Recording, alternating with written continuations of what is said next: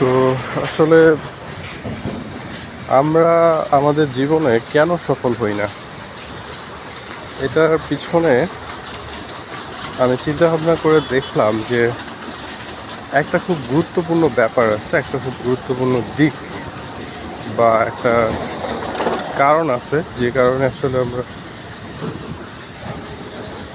সফল হই না। আমি চিন্তা ভাবনা করে দেখলাম যে আসলে আমরা অনেক সময় অনেক প্ল্যান বা অনেক আইডিয়া আমাদের মাথায় আসে। তো আমরা যেই সময় আইডিয়াটা আমাদের মাথায় আসে আমরা ওই সময় ওই আইডিয়াটা নিয়ে কাজ করি না।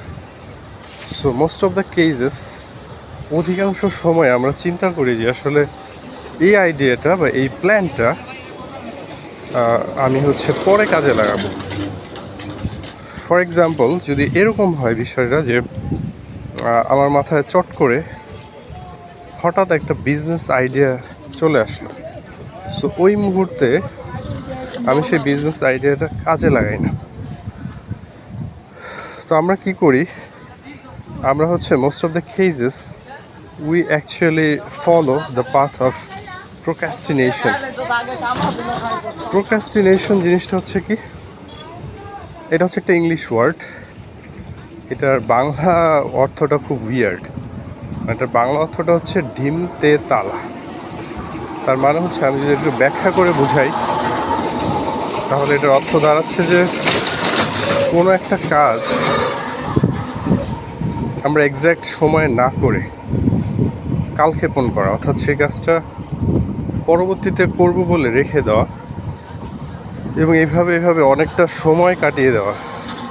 যার ফল হয় কি, একটা সময় যে বিজনেস আইডিয়াটা বা যে প্ল্যানটা আমার মাথায় আসছিল, যেটা আমি কাজে লাগালে হয়তোবা সফল হতে পারতাম বা জীবনে খুব বড় কিছু অর্জন করা যেত, সো সেটা সে সময় কাজে না লাগিয়ে আমরা একটা ভুল করে বসি।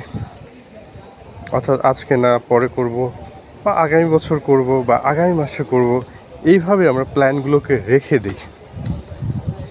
হয়তো ওই প্ল্যানটা যদি আমি যেই মুহূর্তে আমার মাথায় আসছে তার পরপরই যদি আমি প্ল্যানটা কাজে লাগানো শুরু করতাম বা কাজে লাগাতাম, তাহলে হয়তো পরিস্থিতি ভিন্ন রকম হতে পারত, রেজাল্টটা ভিন্ন রকম হতে পারত।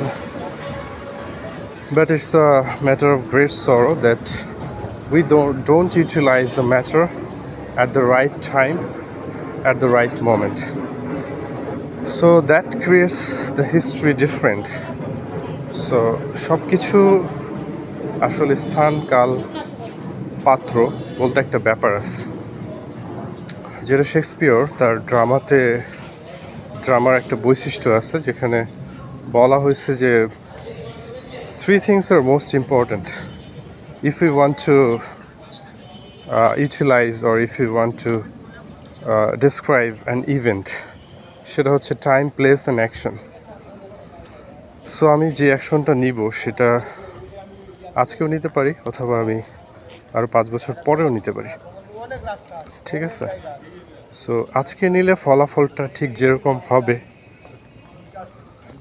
আমি যদি এই কাজটা 5 বছর পর করতে চাই সেটা ঠিক ওইভাবে হয়তো করা আর সম্ভবপর হবে না। সো রাইট টাইম এবং রাইট ওয়ার্ক, এই দুইটা জিনিস আমাদের জীবনে খুব গুরুত্বপূর্ণ।